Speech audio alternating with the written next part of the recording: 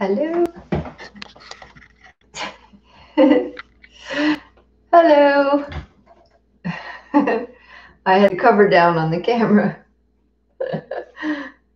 by mistake.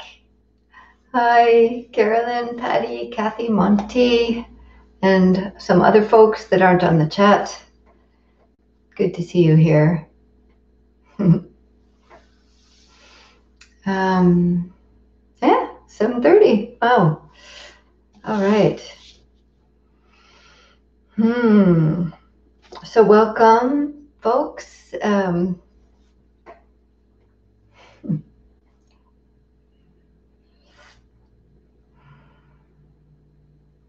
My name is Jill. Hi, Kathy.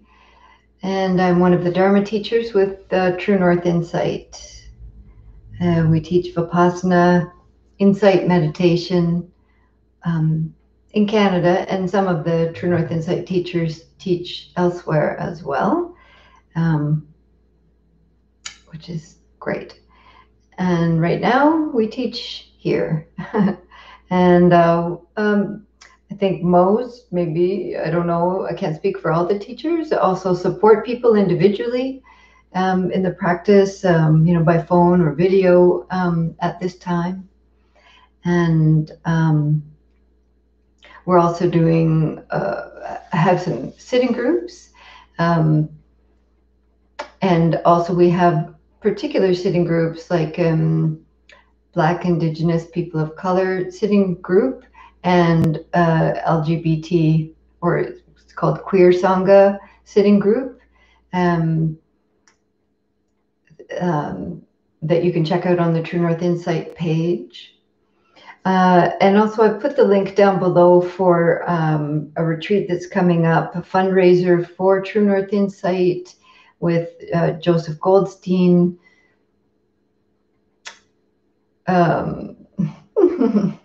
Wow. Roxanne Doe, and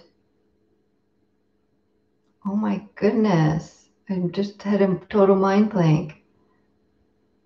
A person I love very much, and I've totally just blanked on his name. Oh my gosh, I can't believe it. Pascal, there it is. I just remembered. Oh my gosh, I just had a little senior moment there. Maybe that's a derogatory thing to say, senior moment. Yeah, it is.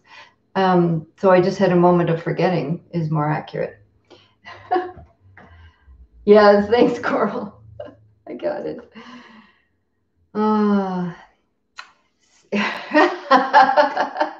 Good one, Kathy. COVID moment. Yes, blame COVID. Thanks, Sangha. Okay, so big topic tonight. Why do beings live in hate? Of course, timely, but this is something that's happening all the time and needs looking at always. But I think my heart, and I imagine yours, many of yours, is also, of course, feeling this upsurge of hate and violence and division, to say the least. So I would like to address that from the teachings of the Buddha. I'm just going to take a moment to pause before I go into the talk, and then we'll definitely have a nice time for practice at the end, and time for some sharing, questions, reflection, if you like. Yeah, so just take a moment here to pause and feel into what is here for you in this moment. We were talking earlier today in the Queer Sangha about all of the everything. And so it bears repeating that we need to keep checking in. How am I right now? And there may be many layers of swirling thoughts, strong emotions, bodily sensations, And there may be numbness, disconnect.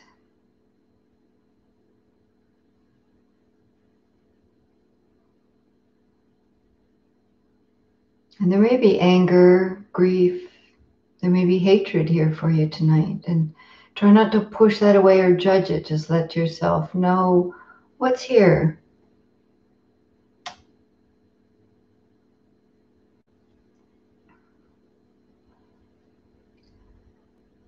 Just a few more moments here, checking in with yourself.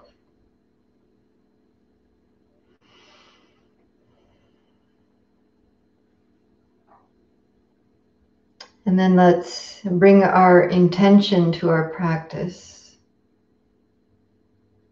What intention do you bring to this period? What does your heart most need?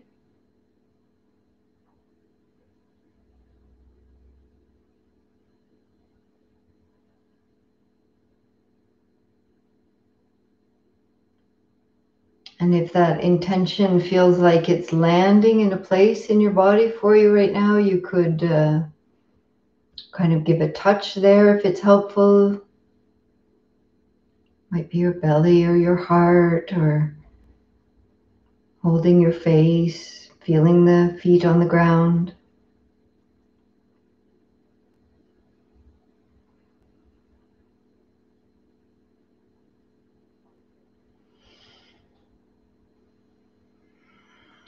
Okay. So, why do beings live in hate? Such a strong word, hate. Whoa. Such a strong emotion, such a strong sensation. And so we might have the feeling like, I don't hate. Hate. I can't relate to that. I'm not a hating person. I'm a good person, kind person.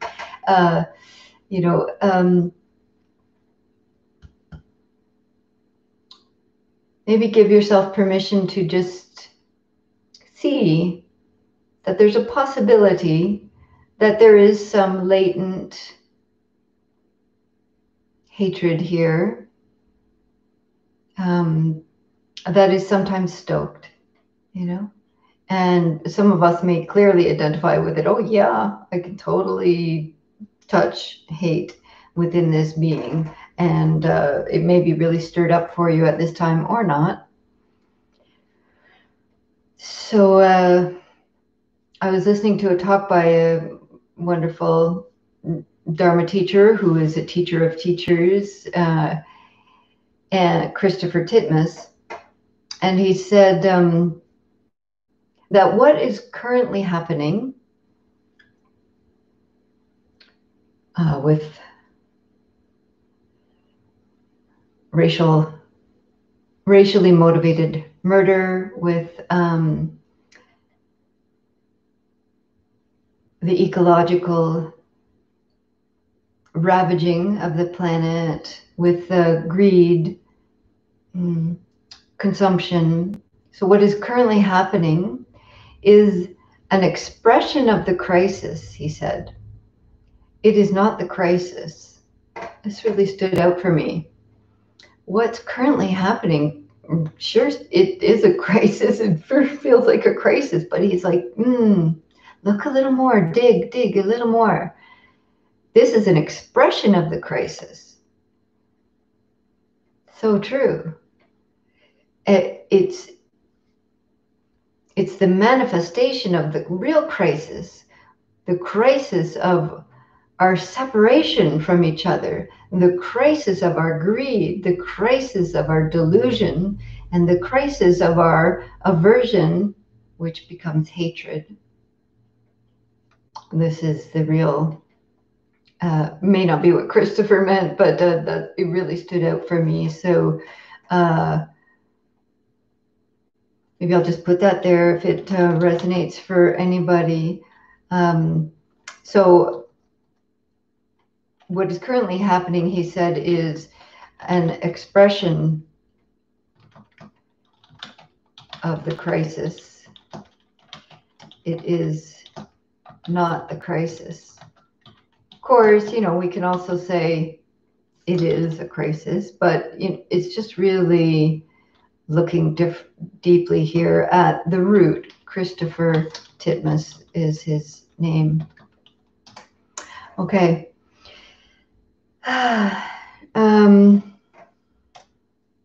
Yeah, so hate, separation, inequality, ignorance, same.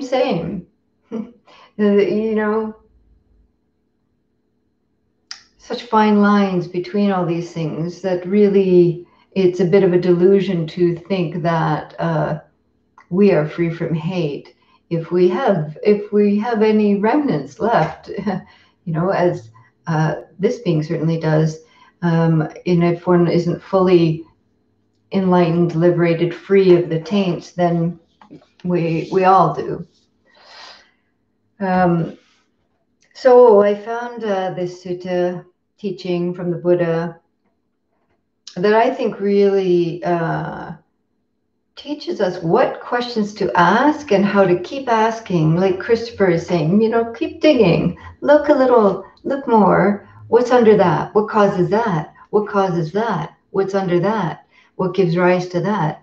This teaching keeps going in this way to really look at what's underlying here. So this is I'm not sure if people like to know the reference of the sutras or not, but this is from the Digha Nikaya, the longer discourses. I think it's number 21, and so this is an excerpt from it because it's a long sutta, long teaching, and it's called Sakka's Questions, Sakka, and this is the being's name that's asking the questions of the Buddha. So this Sakka, who is considered the ruler of the Devas, that doesn't matter. In this context, it's like somebody's coming and asking a question of the Buddha, which means the awakened one. So here we are asking a question, some teachings from an awakened one. Please guide us. And the question is, all beings wish to live without hate, live free from hostility, free from violence, free from rivalry, free from ill will. They wish to live in peace. Yet they live in hate, harming one another, hostile, and as enemies. And so this Sakka has come to the Buddha and asked, why, if all beings wish to live free and happy and safe, free from violence, of course, we all want to be free of violence and hatred and hostility. And yet, here we are living in a way that's harming each other. Division and enemies. In the Queer Sangha earlier today, someone shared a quote from His Holiness the Dalai Lama that said, among the 7 billion human beings, not one is looking for suffering. All of us seek happiness. So same thing. This person is saying, we all wish to live this way. So why is this happening? What's going on? So the Buddha replies, and this may be surprising. I found it a little interesting, like, oh, really? The words that are chosen here. So why, when we have this deep wish, what's going on? Why is this happening? And he answers that beings are fettered, or meaning bound, tied, restricted,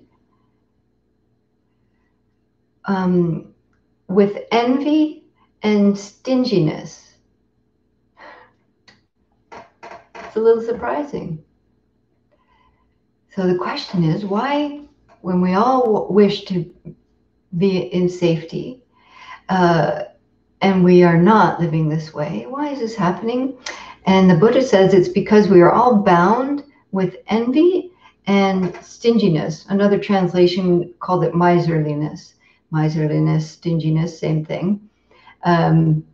Greed, right? But isn't this interesting? These words, envy and stinginess. Oh, it goes on. It says, bound with envy and stinginess, or miserliness that binds beings, binds us. See, there's the binding, the fetter, and so this thing of envy, wanting what someone else has, and stinginess, keeping what I have, keeping what I want, getting what I want, and keeping it. This is the response he gives. Wow. And it goes on, so that although they wish to live without hate, hostility, free from violence, free from rivalry, free from ill will, free from those who are hostile, they nevertheless live in hostility, violence, rivalry, ill will with those who are hostile. So, as I was mentioning, this one that's questioning asks more. Asks a further question. So then, what is the cause of envy and stinginess or miserliness? What is the origination of that? What gives rise to that? And what is it that exists for those conditions, envy, stinginess, to come into being? And what is absent when they don't come into being? The answer to this is envy and stinginess there's different ways of saying this. One is dear and not dear as the cause.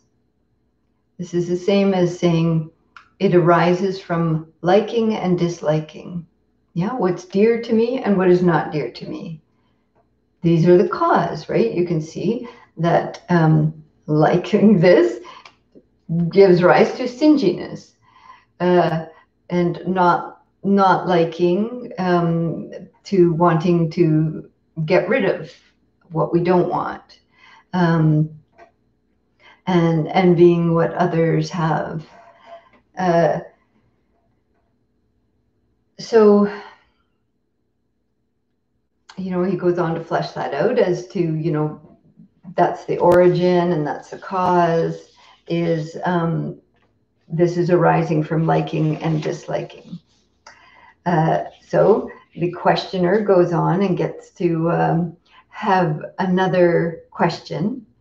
So what is the cause of liking and not liking? If that's what gives rise to envy and stinginess, what is the cause of that, of liking and not liking? I love that they keep questioning.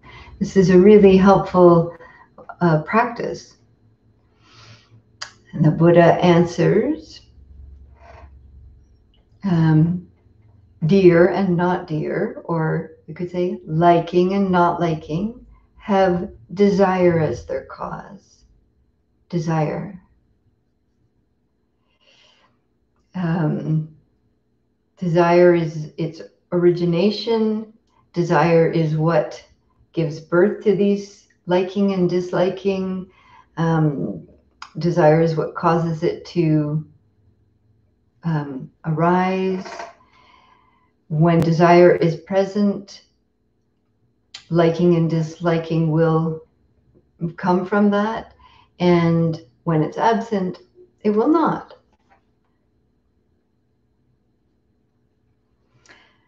The questioning continues, right? So if we look and we see, we can relate to all of this, can't we? What like and don't like give rise to separation and otherness, and then, you know, gives rise to greed and to blame and to the delusion of separation, etc. Okay, so then he asks further,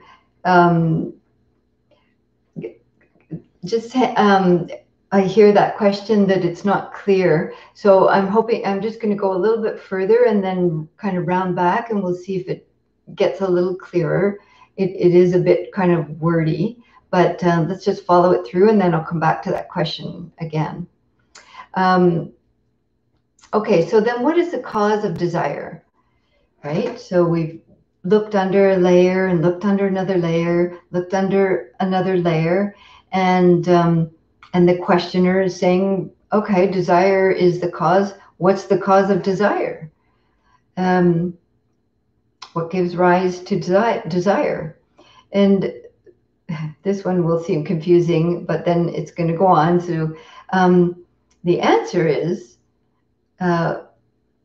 that thinking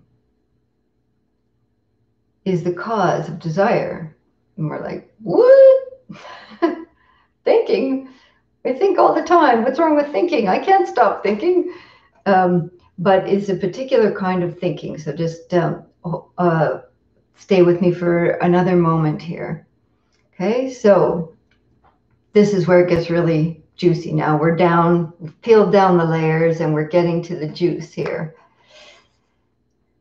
Here it is. Thinking has perceptions and notions, categories of objectification as its cause. Here we are. We're down to the root of hatred. Do you see? Objectification is when it's objectification is the act of degrading someone to the status of a mere object. Objectification. So thinking has perceptions, mental proliferation, and notions of objectification, othering and degrading and objectifying others. And we do this to ourselves as well, aspects of ourselves, and it's done to us. This is the cause he comes right down to. So I'm going to talk a little bit more about what this cause is. And also to know that when the perceptions and categories of objectification are not present, then this chain does not arise. Proliferation thinking does not arise. Desire does not arise. Liking and not liking does not arise. Envy and stinginess, where we started. Okay, so it's not only a cause, but also its absence is a cause of a whole different set of conditions. So I want to talk a bit about this, a bit more about this thing of thinking in this particular way, the perceptions and objectification, the notions, the proliferation of the mind that is this chain that often leads to hatred. I just want to say this word just because it's fun to say. It's, of course, in Pali, which is the language the teachings are first written down in. They use a lot of compound words. So this is 3 words together. Let's see if I can say it. Papancha Sanya Sanka. It's so fun to say. Papancha Sanya Sanka. So this is what they're talking about when they're saying this particular kind of thinking. This is how Bhikkhu Bodhi defines this phrase, Papancha Sanya Sanka. Okay, I just felt like saying that again. It means perceptions and ideas. Okay, I will, Terry. Perceptions and ideas that have become infected by subjective biases and elaborated by the tendencies of craving, conceit, and distorted views. Okay, let's break it down.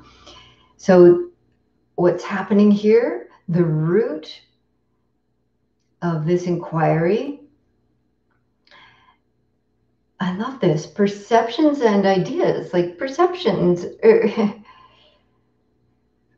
spend some time looking at perceptions and you see they're just perceptions. They are not any sort of universal truth. Perceptions are, oh, I see you this way, someone else sees you that way.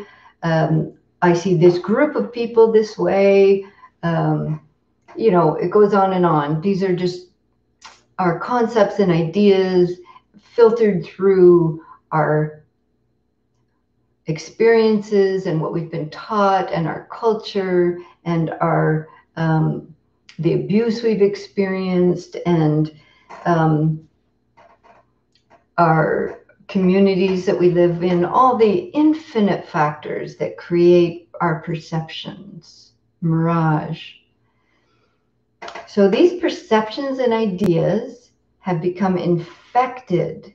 I love that. It's so strong, especially now. We're all, that's a red light word right now. Infected by subjective biases. You see? It's not clear. It's not universal. It's not true. And not only does it doesn't even stop there, it's elaborated by tendencies of craving, conceit, and distorted views. So not only is it already, totally subjective, but it gets elaborated, fed, stoked. We stoke the fire, right? We can see this, right? Whatever your bias, you can stoke that fire all you want. You could YouTube wormhole that till the end of days. And just, oh, there you go. There's more proof. What I'm thinking. That's right. And on it goes. So it's elaborated by our tendencies to craving, conceit, and distorted views. The distorted view is that, well, many distorted views, but primarily the distorted view is of self and other, me and mine, and which makes you and yours. You can see already there's that separation. There's the source is right there. Thanissaro Bhikkhu says a little bit more about this this condition, our conditioned nature of heart, mind, of papancha sanyasanka. So Thanissaro Bhikkhu says, yeah, like I was just pointing to, it's the tendency of the mind to proliferate. Proliferate is like, a viral, growing, exponential, proliferate issues from the sense of self.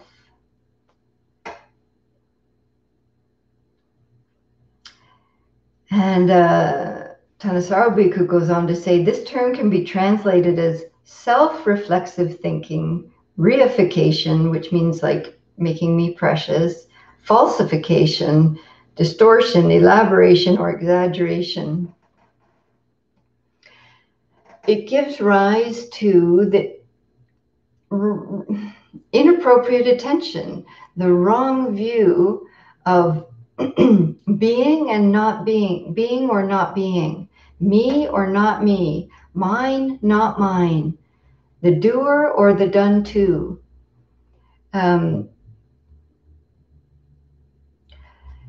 And he ends with this. These perceptions and categories, this is so good. Check this. Listen. Oh, that's so parental. Listen. But I just think this is really important. These perceptions and categories turn back on the person who allows them to proliferate, giving rise to internal conflict and strife, which then expand outward. Right? So true. All right. So these perceptions and categories, these wrong views, turn back on the person who allows them to proliferate. Not only do we often allow it to proliferate, but we like feed it, we juice it up, fuel onto, squirt some kerosene onto the fire. And then this gives rise to internal conflict and strife, which then expands outward. Yeah.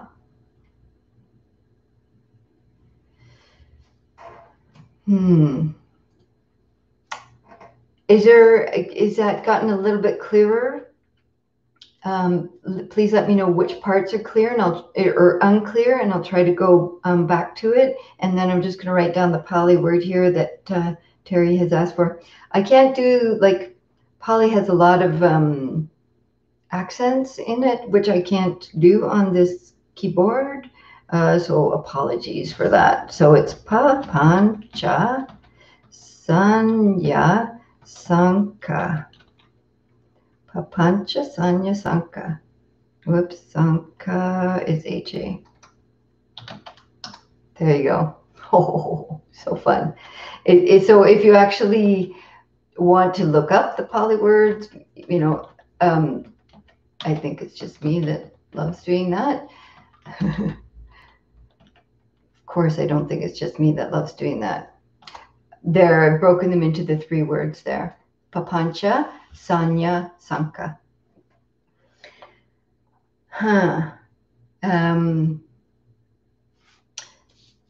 Okay, so if we, just thread that back up, no, we don't need to. Let's just, we dug down. The questioner kept asking, well, what causes that? Well, what causes that? And I think we can do this for ourselves. When we're triggered, oh, what's this?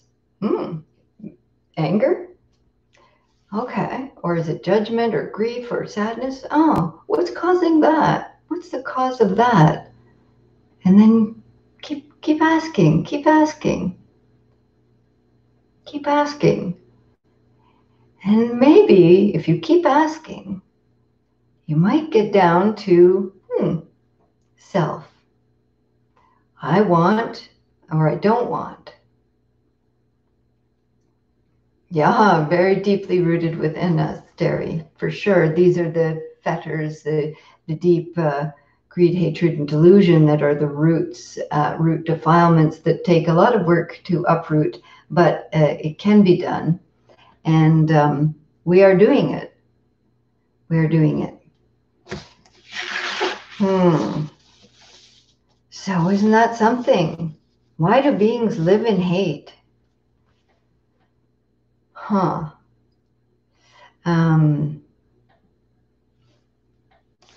The sense of self creates a sense of other, creates a sense of wanting and not wanting, dear and not dear, desiring, not desiring. Very interesting.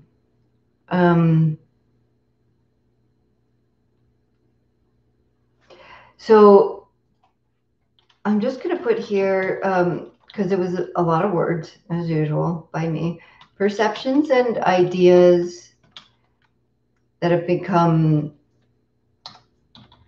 infected by subjective, which means, just my personal view, subjective biases, elaborated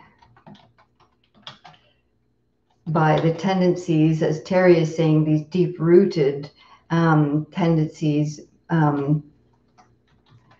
craving. Conceit means, the conceit of this is me, this is mine, this is myself. Craving, conceit, and distorted views. There you go. I guess when we simply, things we objectify in order to think it through. When we simplify, pardon me, I guess when we simplify things, we objectify in order to think it through. Oh, that's interesting. We objectify it in order to think it through.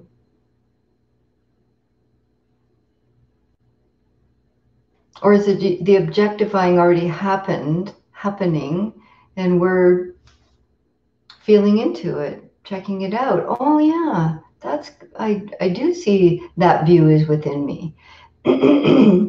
This is something that's already may have already arisen, and then we keep, in this sutta, how it's taught, this questioning of, well, look, what's underneath that? What's underneath that? What's underneath that?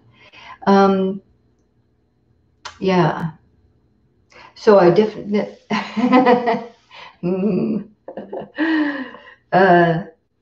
definitely want to get into a practice, and I'm always open to like receiving an email or a call or more messaging because it's difficult to it's a pretty one-sided conversation, and I appreciate these comments.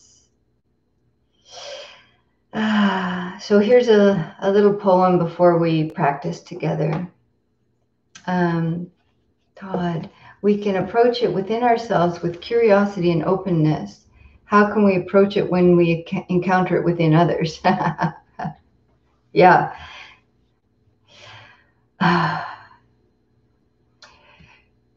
We got to clean up this house. We got to clean up our house. We have to look deeply, like, what is within this heart, mind, being? Because any seeds here are going to be stoked and fed. So we really have to, as you said, Todd, with curiosity and openness, yes, and deeply, keep looking there, really deeply, keep working, keep meeting our defilements and cultivating skillfulness from there. And then when we encounter this with others, we're stepping into wise speech and wise action, and compassion, and but certainly not trying to teach others, like you, right? As soon as we're doing that, we're into this whole sutta again where we started.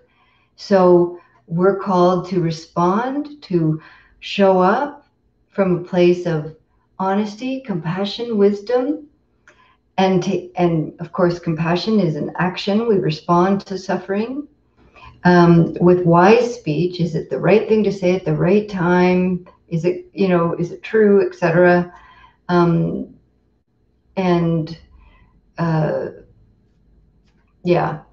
Not so much trying to point it out to someone, this is what's going on with you. That probably is not going to fly.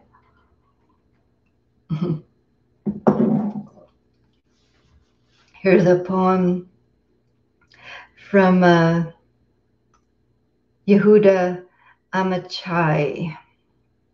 It's called "The Place Where We Are Right," which is a good segue from that question. The place where we are right.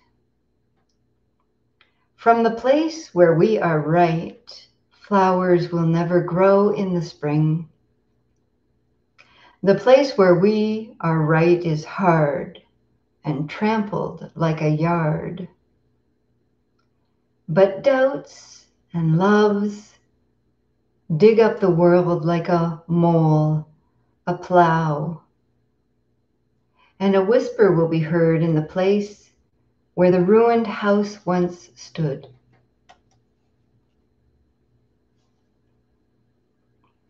Doubts and loves.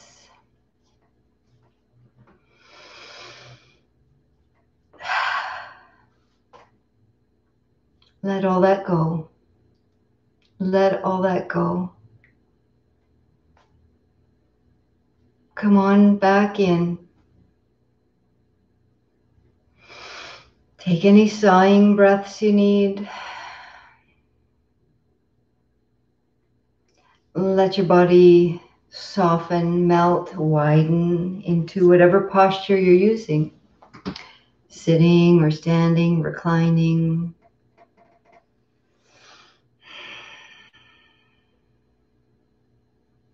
And let's take responsibility for our part of the equation, our part of this practice.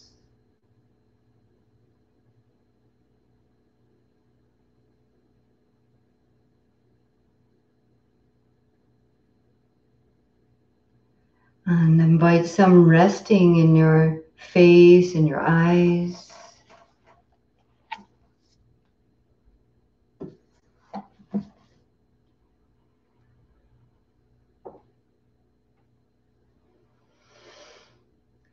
Invite some resting through your jaw and your shoulders.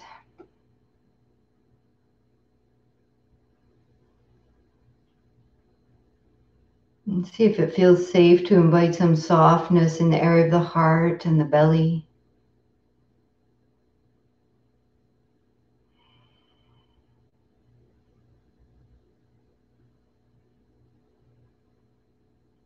Check in with your desire to be an instrument of peace in the world, to be free from hatred.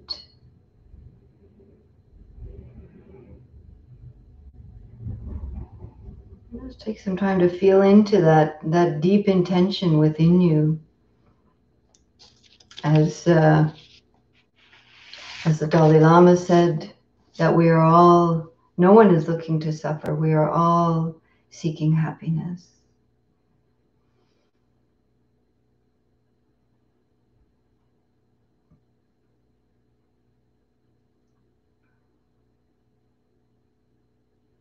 And see if you can allow yourself to touch. If it's there for you, maybe it isn't, but what is dear? Who is dear and not dear to you?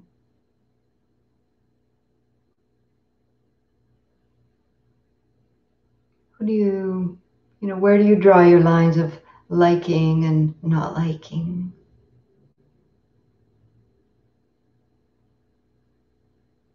And there can be parts within ourselves that we like about ourselves and do not like about ourselves that can cause hatred of aspects of ourselves as well as of others.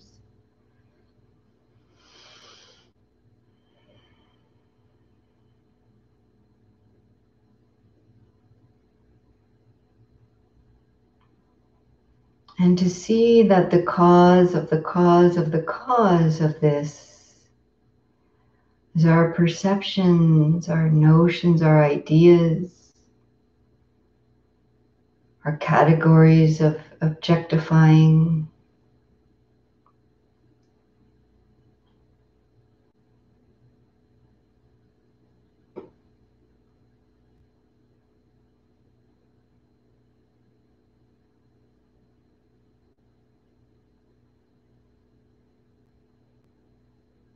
And as you really gently touch into as much as you're able to at this time, this truth. Do this without judgment, just with kindness, forgiveness, understanding that this is a conditioned arising.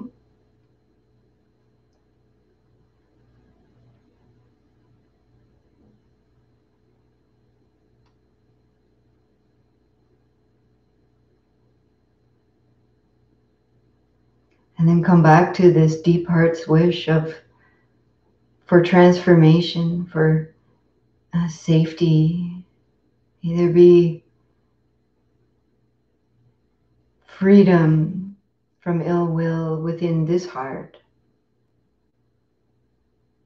May there be freedom from violence, hostility, hatred within this heart.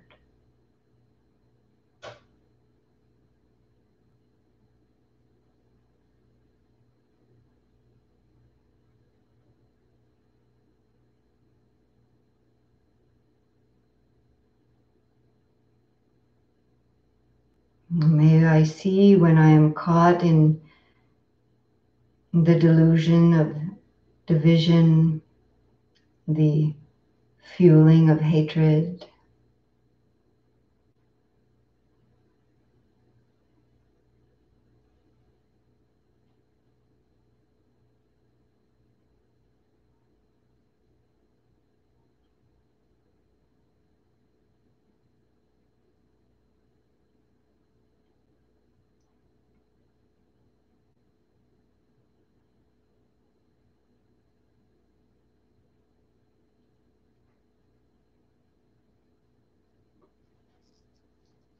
May I be free from the distorted views and conceit.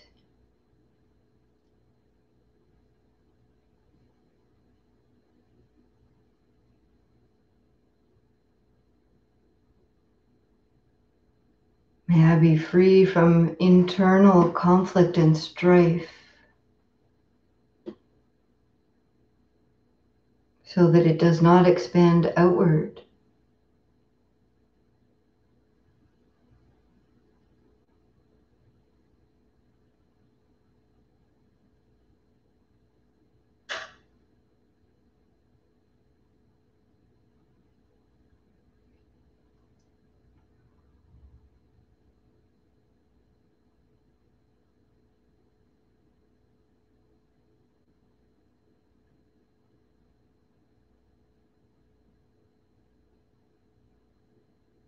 May I be free from distorted, infected, elaborated views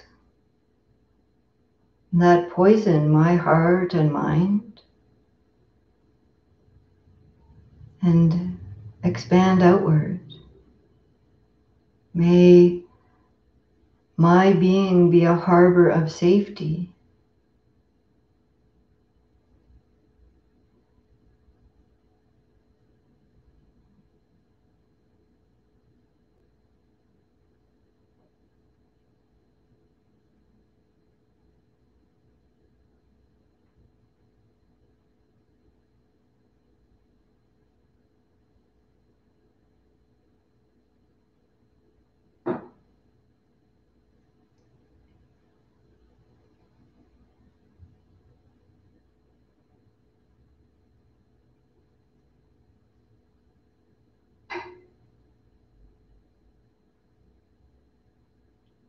And allow yourself to feel the courage to keep digging, keep looking underneath and underneath and underneath,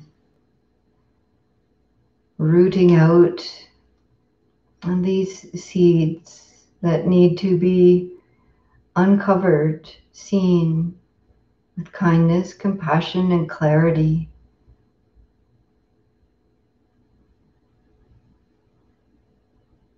So that they aren't unconsciously causing hatred in the world.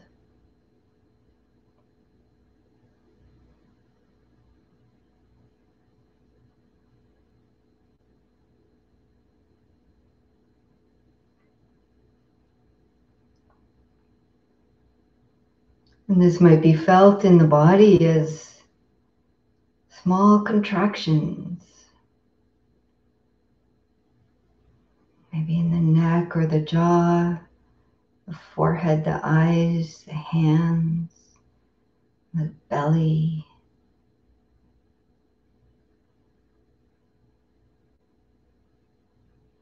Just breathing some softness and light into any areas of contraction that you're feeling right now.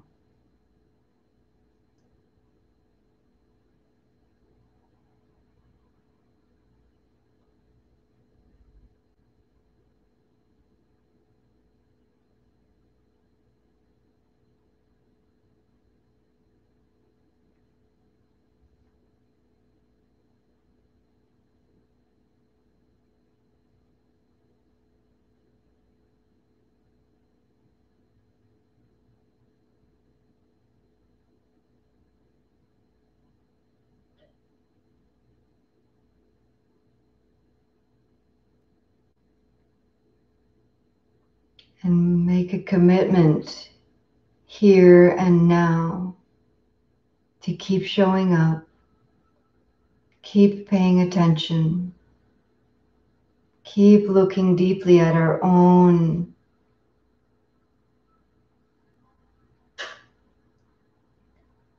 ideas and perceptions, our own elaborated infections.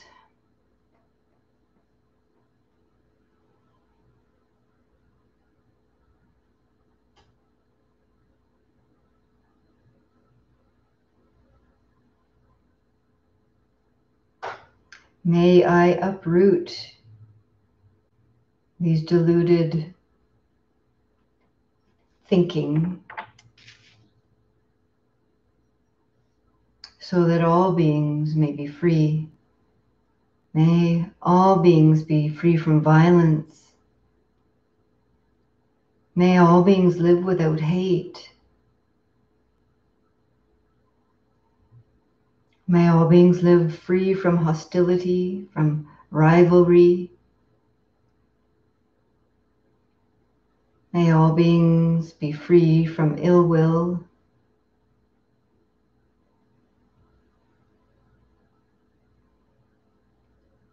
May all beings live in peace.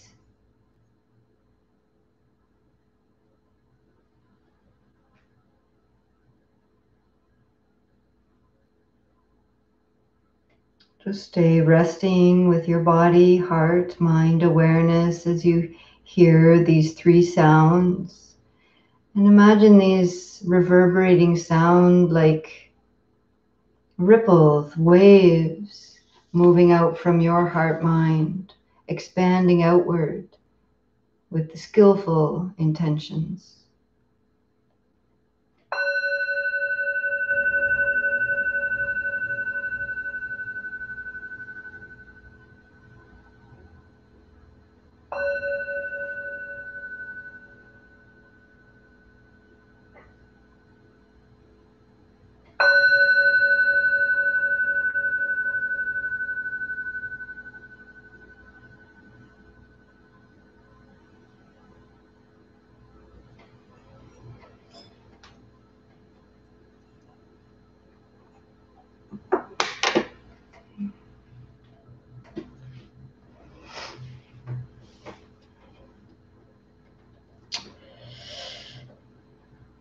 So I want to leave some time here for any questions to clarify anything or go over, or anything you wanted to add to that conversation or question about it. Thanks so much, Terry. The reference to the poem is called "The Place where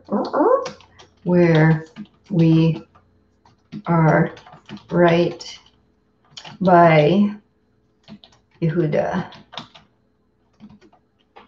Amichai. Thanks for asking, Terry. From the place where we are right, flowers will never grow in the spring. The place where we are right is hard and trampled like a yard. But doubts and loves dig up the world like a mole, a plow. And a whisper will be heard in the place where the ruined house once stood.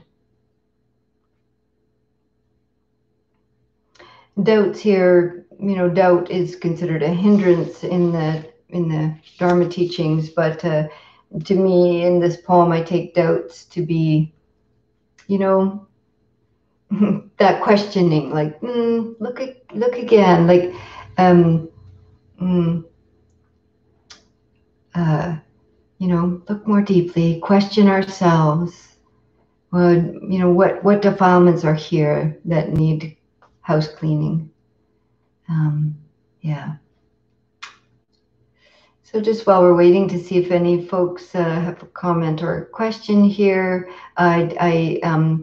there's like a little arrow to the bottom right under the arrow under the video that gives you more information. And so the link is there for the True North Insight fundraiser coming up. I think is it in 2 weeks or something on the weekend? I think it's the 12th. Anyways, you can look at it and see. Yeah. Oh, it's next weekend. Wisdom and compassion in times of uncertainty. Need that. So it's a 3-day retreat. Um, so check that out. And it's very helpful. True North Insight, of course, is appreciating that support from Joseph and Pascal and Roxanne. Yeah. Oh, you're welcome, Patty. And there's a link there also to offer support to me if you're able to. Of course, I understand that we're all in this same position. So understand that Donna, as it's called, it needs to take into account your life, how things are for you right now. So if we give in such a way that it is hurting us, that's not Dana. It's not this practice of supporting this practice of understanding our interconnectedness. So just check in with yourself, and if you're able to offer support, that is, of course, greatly appreciated, but only as you are able. So it's an interesting one that it starts with the cause of hatred is envy and stinginess. When I read that, I was like, really? It kind of went, but you can see the connection of how that wanting and not wanting and keep what I have is really like, as Christopher Titmus was saying, what's happening now is an expression of the crisis, and the real crisis is this underlying inequality, this underlying greed, this underlying delusion, this underlying hatred. Well, thanks, Terry. Yeah. Okay. So if there's any other thoughts or questions. That's great. Came a little late. Oh, well, it's recorded, so you can catch the first part again later. Todd, hi, Supriya. Thank you. Thank you all. I just love that we all show up, and that we're all willing to look deeply at our own seeds of defilement that are within us, and we need to clean our house so that, as Todd said, we can really show up, with the right action, the right speech. We have to have done our work. Keep looking, keep looking. Oh, I see. We have to do that so that we can really be present, and in this time where we need to take action and stand up and speak out. If we don't do that from a place of real clarity, of really, yeah, I've brought light of awareness and to my own house. Thanks, Natalie. Hey, Coral. All right, loves. Be good to you and be good to each other. Love you.